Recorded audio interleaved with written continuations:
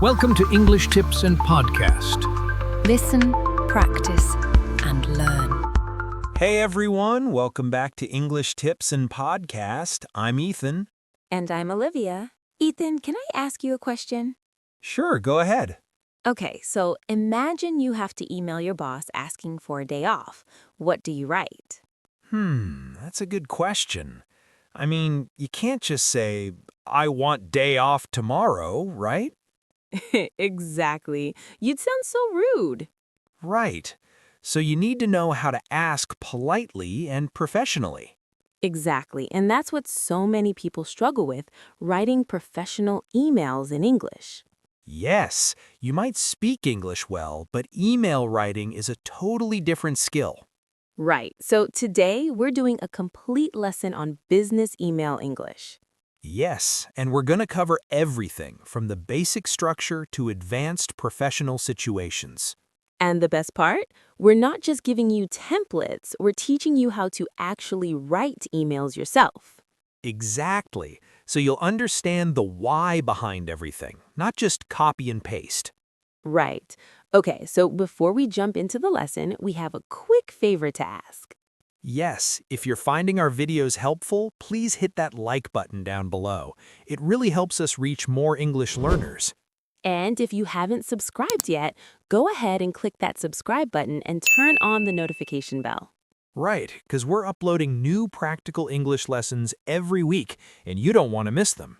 Exactly. We cover topics like job interviews, restaurant conversations, shopping, travel English, all the stuff you actually need in real life. Yes, so hit subscribe, hit like, and let's jump into today's lesson. Love that. All right, let's dive into business email English. All right, so let's start with the absolute basics. Every professional email has 5 key parts, 5 main sections. Okay, good.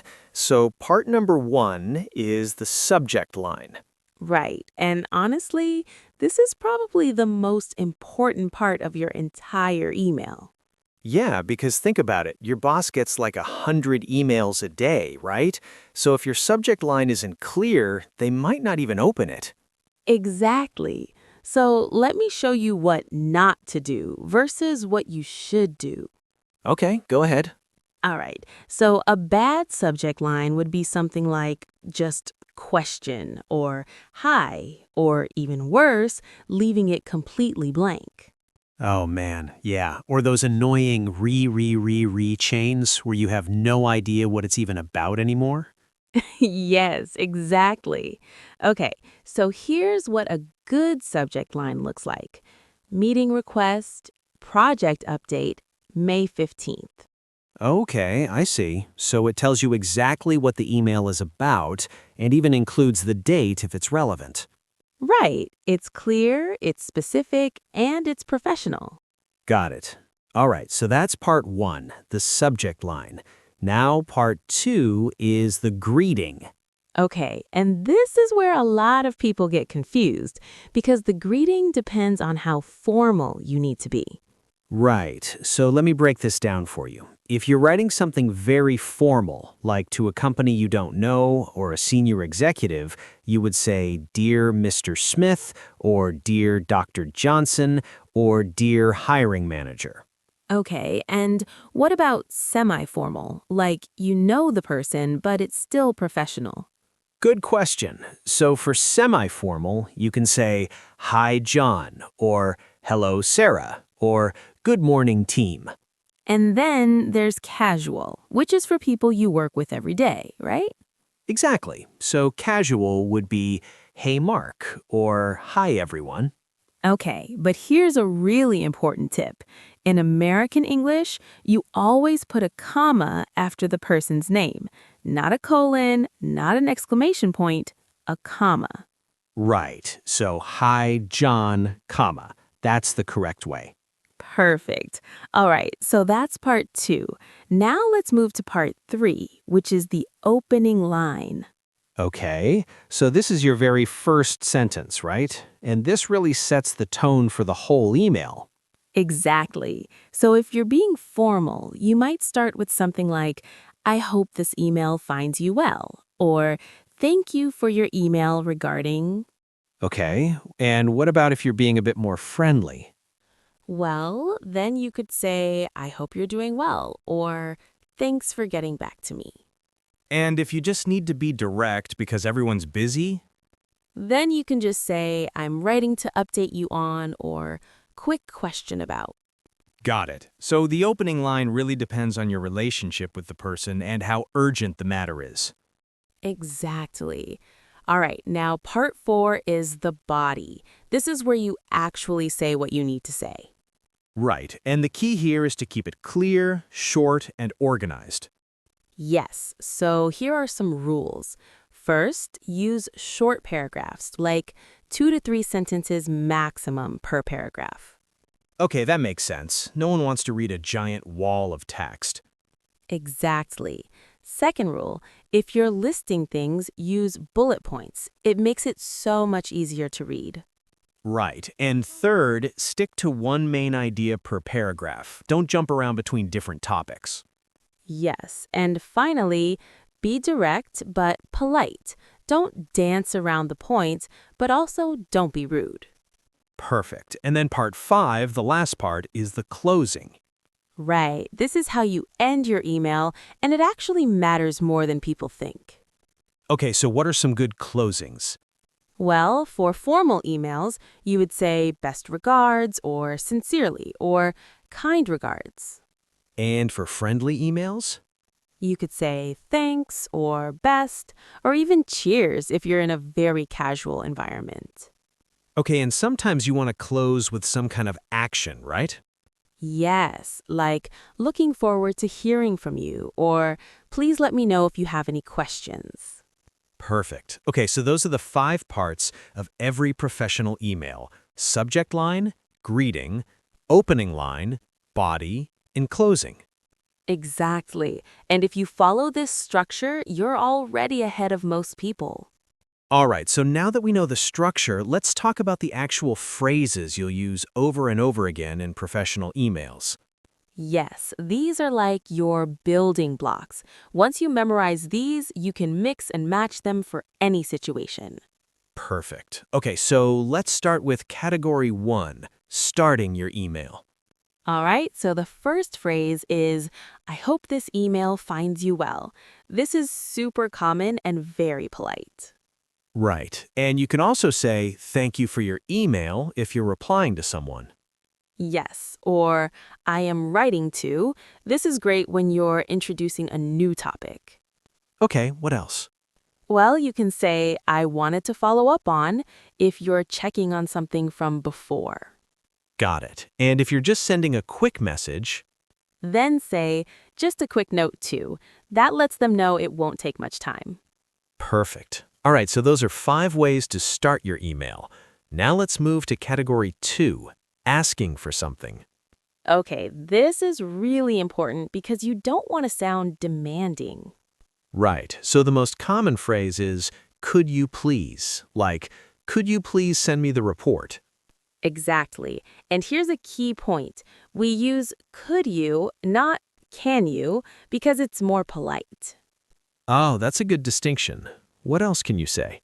Well, you can say, I was wondering if you could. This sounds even softer and more polite. Okay, I like that. What about when you're asking for something that might be inconvenient? Then you'd say, would it be possible to, like, would it be possible to extend the deadline? Got it. And if you really want to emphasize that you'd appreciate it, Say, I would appreciate it if you could. That shows extra respect. perfect. And one more? Could I ask you to? This is similar to could you please, but it sounds slightly more formal. All right, good. So those are ways to ask for things politely. Now let's do category 3, giving information. Okay, so when you need to tell someone something important, you can start with, I'm writing to inform you that. Right. Or if it's less formal, I'd like to let you know that. Yes, and if it's something they need to be aware of, like a policy or rule, you can say, please be advised that. Okay, what about when you're updating someone on progress? Perfect. You'd say, I wanted to update you on, and then give them the latest information. And if you're just sharing something for their reference? Then you can start with for your information or just FYI if it's casual. Got it. All right, so that's giving information. Now category 5 is a tough one, apologizing. Yes, and you know what? Apologizing professionally is actually an art. I agree. So what's the most common way to apologize? Well, you'd say, I apologize for, and then state what happened. Like, I apologize for the delay in responding. Okay, and that's different from saying, I'm sorry, right? Well, you can say, I'm sorry for the delay in responding too. That's also professional, but I apologize sounds slightly more formal. Got it. What if it's a bigger issue? Then you might say, please accept my apologies for. This sounds more serious and sincere. Okay, and what about when you're apologizing, but it's not really your fault? Ah, good question. You can say, I apologize for any inconvenience. This is polite, but doesn't necessarily mean you caused the problem. Right, and what about when there was some confusion? You'd say, my apologies for the confusion. This is professional and takes some responsibility. Perfect. All right, so those are ways to apologize. Now let's talk about category 5, saying no politely.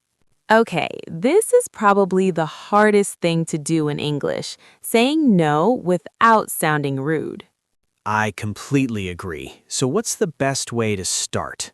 Well, you usually begin with something positive, like, thank you for the offer, or I appreciate you thinking of me. Okay, and then how do you actually say no? You use softening words like unfortunately or I'm afraid. So you'd say, unfortunately, I won't be able to, or I'm afraid that won't be possible because.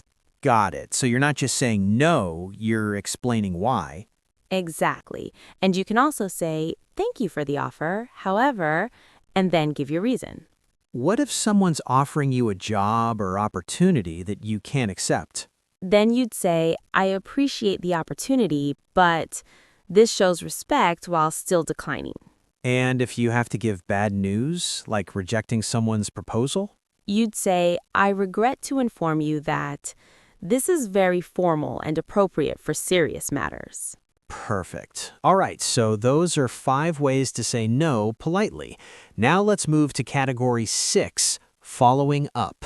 Okay, this is super important because sometimes people don't reply and you need to remind them without being annoying. Right, so what's the most common phrase? I wanted to follow up on my previous email. This is polite and gets straight to the point.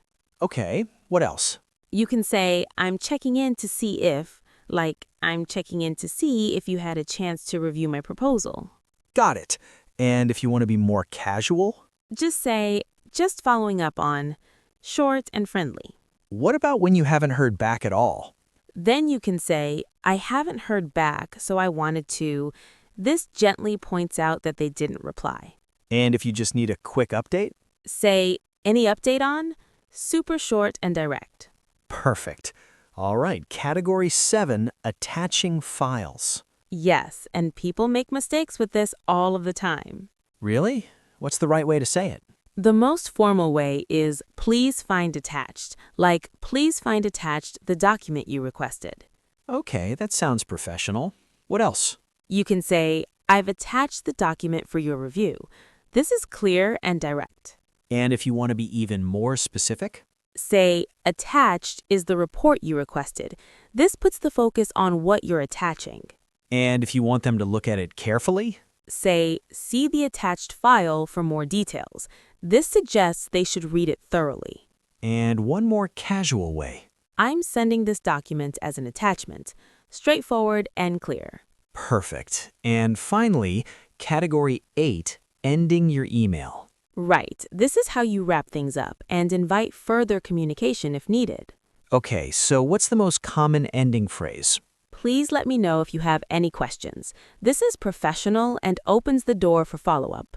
Right, and if you want to sound more casual? Say, feel free to reach out if you need anything. This is friendly and approachable. What if you're waiting for a response? Then say, I look forward to hearing from you. This politely indicates you expect a reply. And if you want to thank them for their time and consideration? Say, thank you for your time and consideration. This is very professional. Perfect. And one more? I appreciate your help with this matter. This is great when you need assistance. Excellent. Okay, so those are the 8 categories of essential phrases. Let me just recap them quickly. Yes, please do. All right, so we have 1, starting your email, 2, asking for something, 3, giving information, 4, apologizing, 5, saying no politely, 6, following up, 7, attaching files, and 8, ending your email. Perfect. And honestly, if you just memorize these phrases, you can handle almost any professional email situation. Absolutely. All right, so now let's talk about something really important, tone and formality. Okay, so this is where a lot of people make mistakes. They use the wrong tone for the situation. Right, like being too casual with your boss or too formal with a close colleague. Exactly. So let me show you the difference with an example. Okay, go ahead. All right, so let's say you want feedback on something you wrote. If you're writing to your boss, you would say, I would appreciate your feedback on this when you have a moment. Okay, that's formal. What about to a colleague? To a colleague, you might say, let me know what you think when you get a chance. Got it. And to a close teammate? Then you could just say, what do you think? Super casual and direct. Okay, I see. So it's the same request, but the tone changes based on your relationship. Exactly. And here's a general rule to follow. When you're writing to someone for the first time, always be formal. Right. You can always become less formal later, but you can't undo being too casual at the start. Exactly. And if you know them well and work together regularly, semi-formal is usually safe. And casual should only be for people you work with every single day and have a close relationship with. Yes, perfect. All right, so that's tone and formality. Now let's talk about common mistakes to avoid. Okay, so before we move on to the practical examples, let's make sure we cover what not to do. Yes, because these mistakes can make you look unprofessional even if your English is good. All right, so mistake number 1, being too direct. Right. So, for example, you might be tempted to say, I want the report by tomorrow. Yeah, but that sounds demanding. What should you say instead? You should say, could you please send the report by tomorrow? Much more polite. Got it. Okay, mistake number 2, using please incorrectly. Oh, this is a big one. I see this all the time from learners. Yeah, so an incorrect sentence would be, please you can send me the file. Right. And that's wrong because please doesn't go with you can like that. The correct way is, could you please send me the file? Perfect. All right, mistake number 3, no subject line. Oh my goodness, yes. People do this and it makes the email look so unprofessional. Right, so instead of leaving the subject blank, you should write something clear like, question about project timeline. Exactly. It takes 2 seconds but makes a huge difference. All right, mistake number 4, starting with I want. Yes, this sounds very demanding in English. Right, so instead of I want to know about the schedule, you should say, I would like to inquire about the schedule, or I'm interested in learning about the schedule. perfect, much better. Okay, mistake number 5, forgetting attachments. Oh, this is so embarrassing when it happens. I know, you say please see attached, but then there's nothing attached. Right. So the solution is simple. Always double check before you hit send. Good advice. All right, mistake number 6, reply all by accident. Oh no, this can be really bad. Yeah, like when you want to send a private comment to one person, but you accidentally send it to the entire team. Exactly. So always check the recipients before you hit send. Good point. All right, mistake number 7, writing when you're angry. Okay, this is such important advice. Right, when you're upset or angry, you might want to send an emotional email immediately. But you shouldn't. Instead, write the email if you need to, but then wait at least 30 minutes before sending it. Exactly. Give yourself time to calm down and revise it with a clearer mind. Yes, your future self will thank you. Perfect. And finally, mistake number 8, writing too much. Oh, yes, this is so common. People write 5 paragraphs when they could say it in 2 sentences. Right. Busy people appreciate brevity. Get to the point. Exactly. So ask yourself, can I say this in fewer words? If yes, then do it. Good advice. All right, so those are 8 common mistakes to avoid. I think we've covered the foundation pretty well now. Yes, so now it's time to see this in action with real examples. All right, everyone. So now that you know all the building blocks, let's put them together and look at some real professional emails.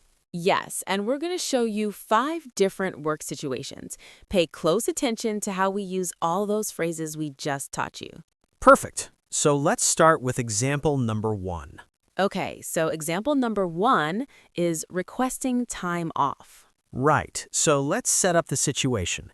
Imagine you have a medical appointment that you couldn't schedule outside of work hours, and you need to take a day off. Okay, so this is a pretty common situation, right? Everyone needs time off sometimes. Exactly. But you want to make sure you ask professionally. So let me read the email, and then we'll break it down. Sounds good. All right, here's the email. I'm reading it slowly and clearly. Subject: Time off request. John Smith, June 15th. Dear Mr. Johnson, I hope this email finds you well. I am writing to request time off on June 15th for a medical appointment that I was unable to schedule outside of work hours. I have ensured that all my current tasks are up to date, and I have briefed Sarah Martinez on any urgent matters that may arise during my absence. Please let me know if this works with the team's schedule or if you need any additional information from me. Thank you for your understanding. Best regards, John Smith. Okay, perfect. So now let's break this down and see what makes this email professional. Right, so first, look at the subject line. What do you notice? Well, it says time off request, so immediately the manager knows what this is about. Exactly, and it also includes your name and the specific date, which is super helpful. Right, because the manager might get multiple time off requests, so having the date right there saves time. Perfect. Now let's look at the greeting. We used Dear Mr. Johnson. Why is that appropriate here? Because you're asking your manager for something, so you want to be formal and respectful. Exactly. And then the opening line. I hope this email finds you well. This is one of those phrases we taught you earlier. Yes, it's polite and professional. It shows you're being courteous. Right. Now look at the next sentence. I am writing to request time off. What's important about this? It's clear and direct. You're not beating around the bush. You're stating your purpose right away. Exactly. And notice how we gave a brief reason for a medical appointment. You don't need to share all the details, but giving some context is helpful. Right, and it's also honest. You're explaining why you couldn't schedule it outside of work hours. Exactly. Now this next part is really important. Look at this sentence. I have ensured that all my current tasks are up to date, and I have briefed Sarah Martinez on any urgent matters that may arise during my absence. Oh, I love this. This shows you're responsible and thinking about the team. Exactly. You're not just asking for time off, you're showing that you've already covered your work. Right, and you've even mentioned a specific colleague who knows what's going on. That's very professional. Yes, and then look at the next part. Please let me know if this works with the team's schedule. Okay, so this is showing flexibility, right? You're asking, not demanding. Exactly. You're acknowledging that your manager might need to check with the team first. And then you added, or if you need any additional information, which opens the door for further discussion. Perfect. And finally, we end with, thank you for your understanding, and best regards. Yes, which is polite and professional. You're thanking them in advance and closing appropriately. Exactly. So let me just recap the key points of this email. First, clear subject line. Second, formal greeting. Third, polite opening. Fourth, direct request with reason. Fifth, show responsibility by mentioning you covered your work. Sixth, be flexible. And seventh, professional closing. Perfect. And you know what? This same structure works for other situations too. Right. You could use this same format for vacation requests, sick leave, personal days, or even work from home requests. Exactly. Just change the specific details and you're good to go. All right, great. So that's example number 1. Now let's move to example number 2. Okay, so example number 2 is following up on an email. Right. So here's the situation. You sent an important email about a week ago, but you haven't received a reply yet.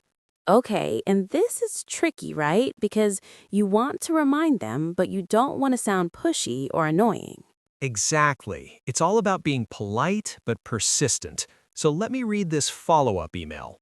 All right, go ahead. Here we go.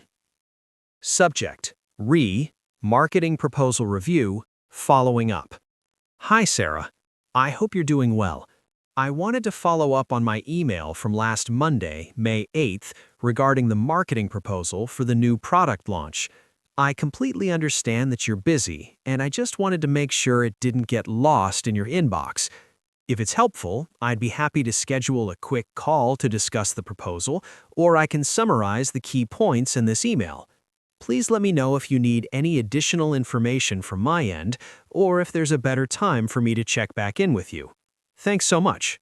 Best, John Smith. Okay, great. So let's break this one down too, because there are some really smart things happening here.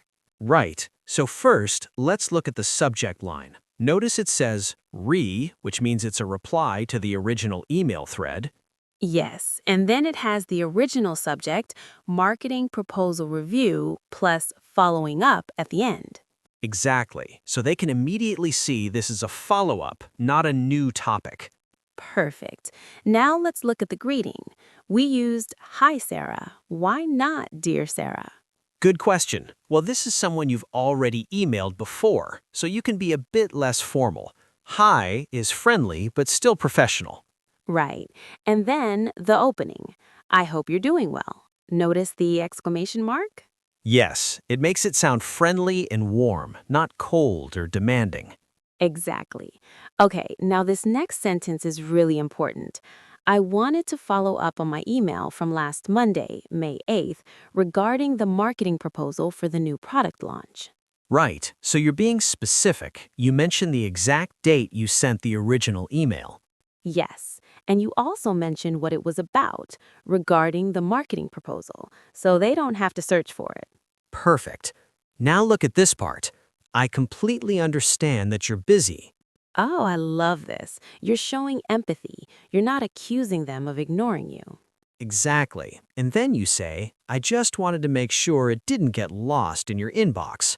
Right, so you're giving them an excuse. You're being polite and assuming the best. Yes. And then comes this really smart part. If it's helpful, I'd be happy to schedule a quick call to discuss the proposal, or I can summarize the key points in this email. Okay, so what's happening here? You're offering two options, right? Exactly. You're making it easy for them. They can choose whichever's more convenient. And notice you said, if it's helpful. You're not forcing anything on them. Right. And then, please let me know if you need any additional information from my end, or if there's a better time for me to check back in with you. Oh, this is good. You're giving them control. Maybe they're just too busy this week. Exactly. You're being understanding and flexible. And then you close with, thanks so much, and best. Friendly but professional. Perfect. So let me recap this one. First, keep the original subject line and add following up. Second, be friendly in your greeting.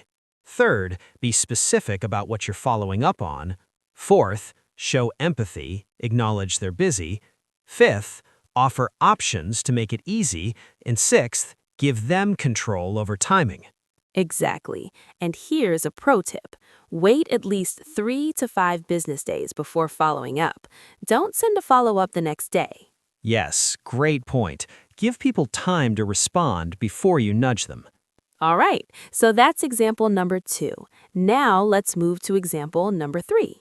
Okay, so example number 3 is reporting a problem. Right, so here's the situation. The office printer is broken and it's affecting your work and your team's work. Okay, so when you're reporting a problem, you want to be clear about what's wrong, but you don't want to sound like you're complaining or blaming anyone. Exactly, so let's see how to do this professionally. Go ahead and read the email. All right, here it is. Subject: Office printer issue, floor 3. Assistance needed. Hi, IT team. I hope this email finds you well. I wanted to bring to your attention that the printer on the 3rd floor, located near Conference Room B, has not been working since yesterday afternoon around 2 p.m. When we try to print, the error message displayed is paper jam in tray 2. However, we've checked and there is no paper jam that we can see. This is affecting several team members who need to print materials for client meetings scheduled for this Thursday and Friday. Could you please look into this at your earliest convenience? Please let me know if you need any additional details or if there's anything we can do on our end while we wait for a fix. Thank you so much for your help. Best regards, John Smith, Marketing Department, Floor 3. Okay, perfect. So this is a really good example of how to report a problem professionally. Right. So let's start with the subject line. What's good about it? Well, it says office printer issue, so they know immediately what the problem is. Yes, and it also says floor 3, which is the location, and assistance needed, which tells them action is required.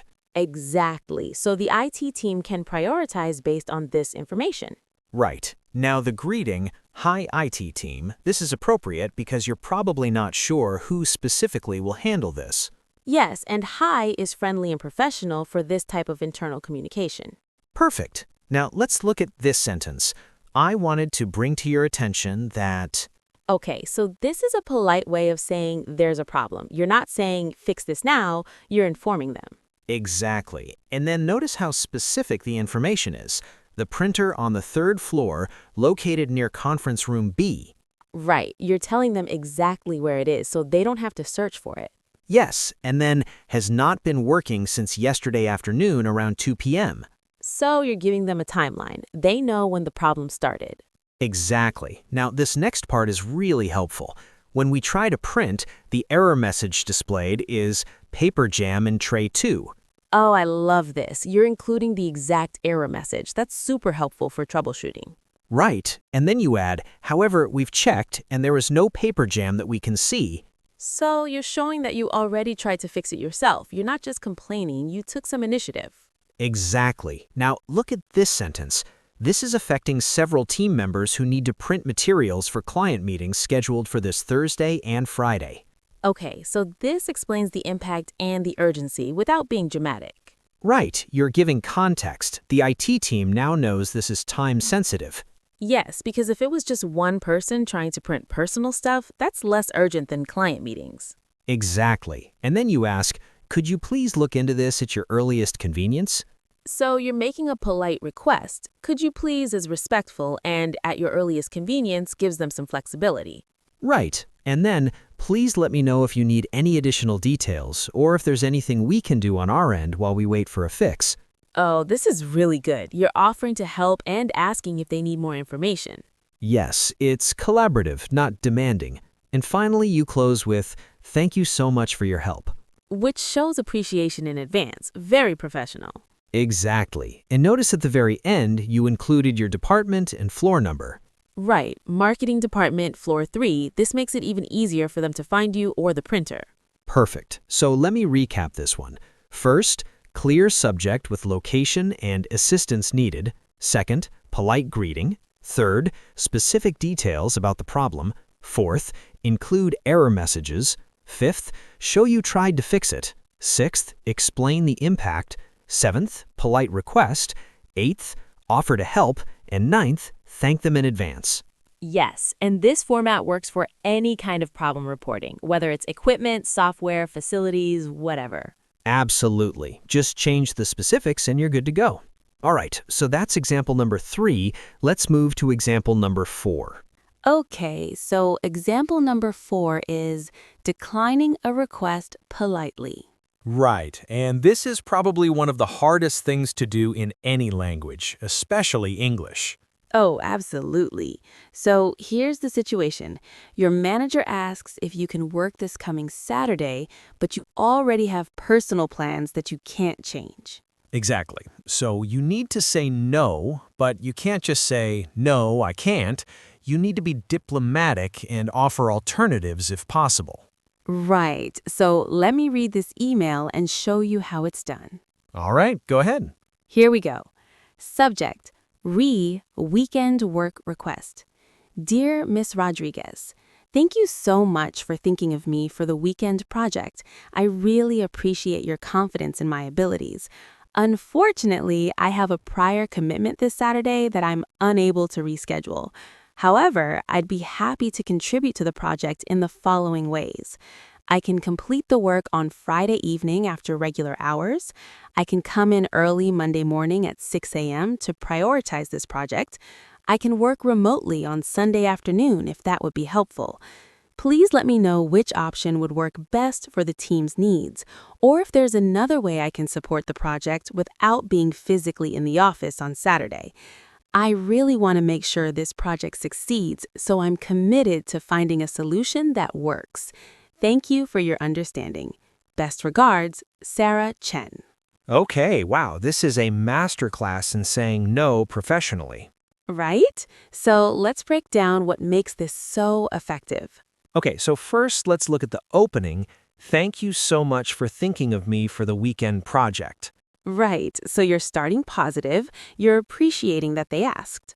Exactly, and then I really appreciate your confidence in my abilities.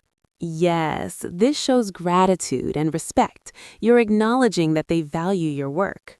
Perfect. Now comes the actual no, but notice how it's phrased. Unfortunately, I have a prior commitment this Saturday that I'm unable to reschedule. Right, so you're using the word unfortunately to soften it. Yes, and you're giving a reason, prior commitment, but you're not going into detail. You don't owe them your personal life story. Exactly.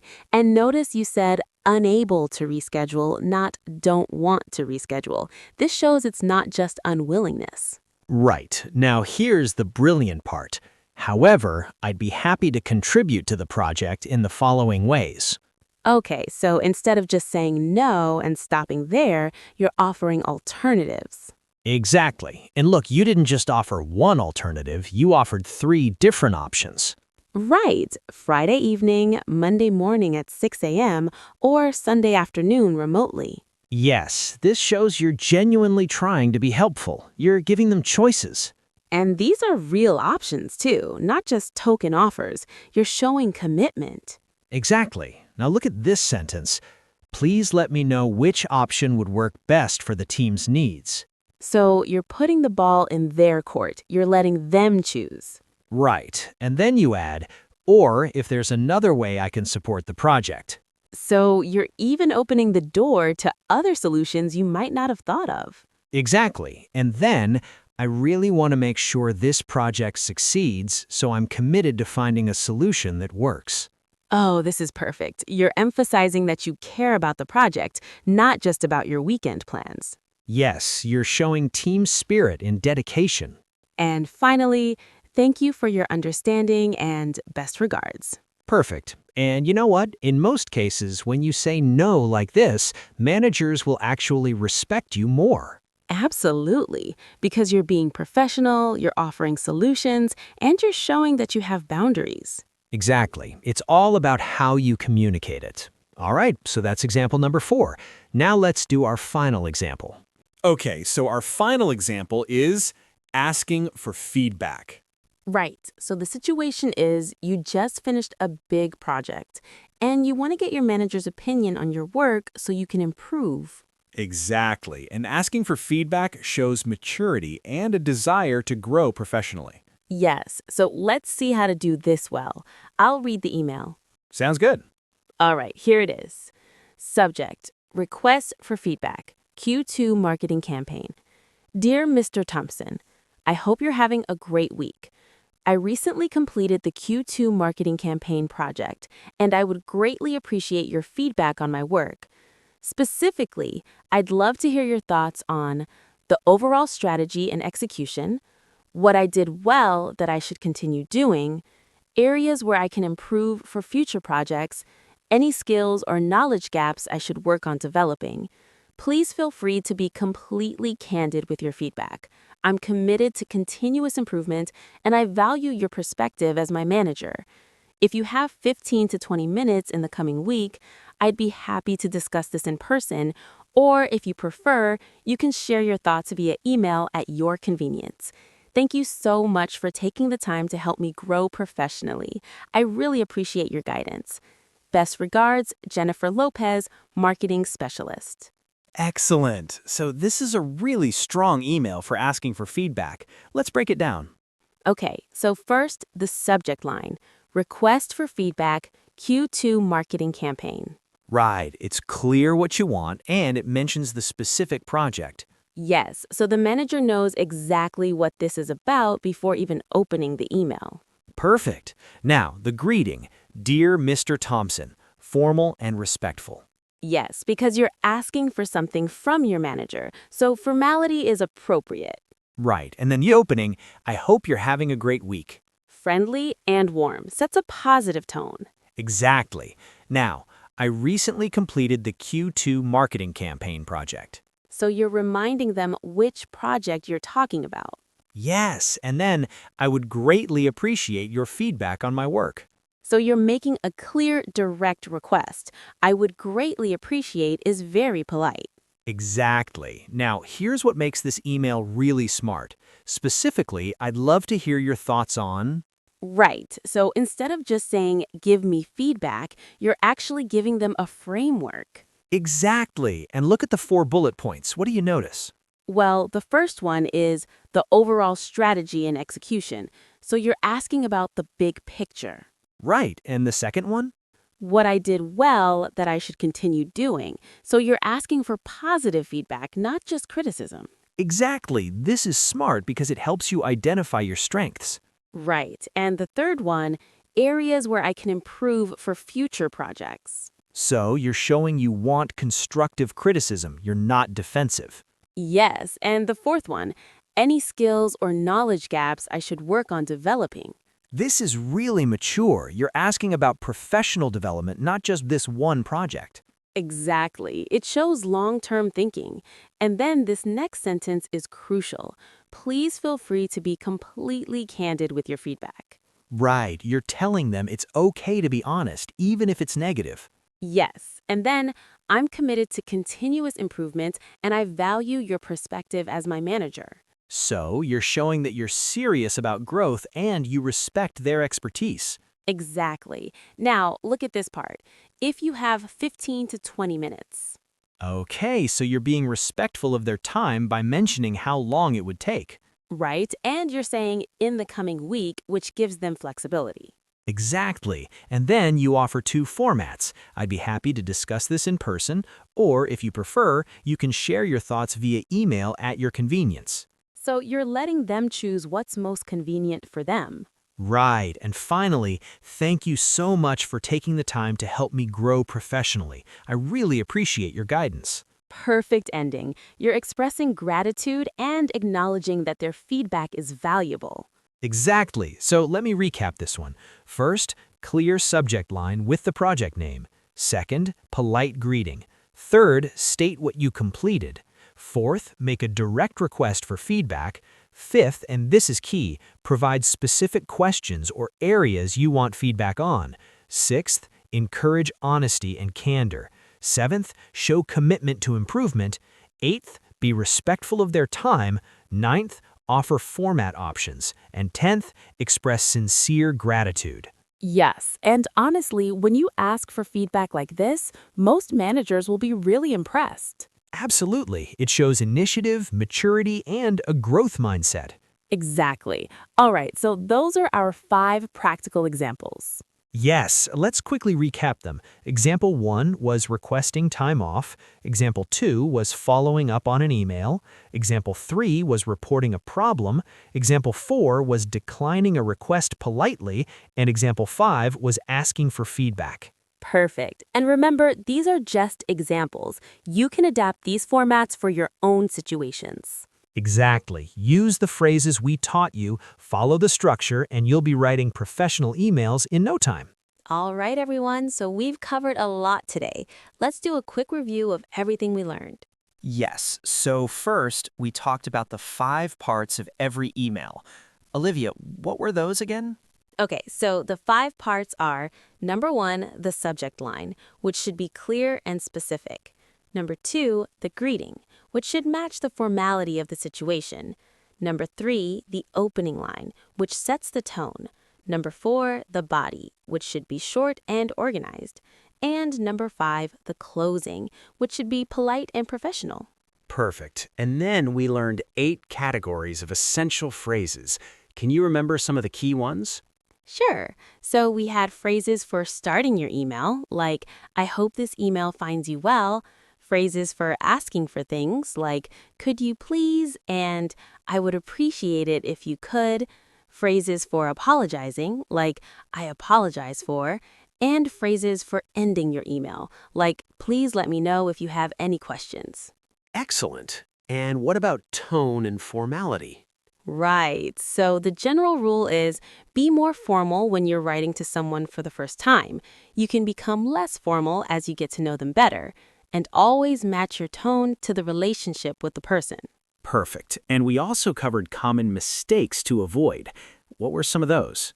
Oh, yes. So some big mistakes are being too direct, using I want instead of I would like, forgetting to add a subject line, not checking your attachments before sending, and writing emails when you're angry. Right. That last one is so important. Always wait and calm down before sending emotional emails. Exactly. And then we saw 5 practical examples. We learned how to request time off, how to follow up on an email, how to report a problem, how to decline a request politely, and how to ask for feedback. Yes, and the key takeaway from all of those examples is this. Always be polite, be specific, and think about the other person's perspective. Absolutely. Put yourself in their shoes. Make it easy for them to understand what you need and how they can help. Exactly. And remember, when in doubt, it's better to be more formal rather than less formal. You can always relax your tone later. Yes, great advice. Okay, so here's what I want you to do after watching this video. First, go back and review the 8 categories of essential phrases. Try to memorize at least 5 from each category. Right. And second, practice. The next time you need to send a work email, use the structure and phrases we taught you today. Yes, and don't worry if it feels awkward at first. The more you practice, the more natural it will become. Absolutely. And remember, even native English speakers have to learn professional email writing. It's not something you're born knowing. That's so true. All right, so if this video was helpful for you, please give it a thumbs up, subscribe to our channel, and share it with anyone who's learning English or starting a new job. Yes, and if you have any questions or want us to cover specific email situations in future videos, leave a comment below. We love reading your comments and hearing what you want to learn next. Absolutely. All right, everyone. Thank you so much for watching. We'll see you in the next video. Happy emailing, everyone. Good luck with your emails. Take care. Bye.